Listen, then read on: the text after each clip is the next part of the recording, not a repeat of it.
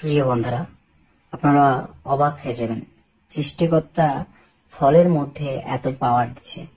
আমাদের যাদের কৃমি হয় তাদের বলা হয় আনারস খাওয়ার জন্য। অ্যাকচুয়ালি আনারস কিভাবে কৃমিকে ধ্বংস করে তা আমরা আজকে প্র্যাকটিক্যালি ল্যাবে দেখব। সেজন্য আমরা পাইনাপেল বা আনারস জুইস করে নিলাম এবং আমাদের কৃমিগুলোকে সেপারেট করে স্লাইডে নিয়ে নিলাম। আপনারা দেখতে পাচ্ছেন তারা কতটা পাওয়ারফুল, এবং সেখানে কয়েক ড্রপ পাইনাপেল দেওয়ার পরে, আনারস দেওয়ার পরে কৃমিগুলোর কন্ডিশন দেখেন, একদমই মৃত।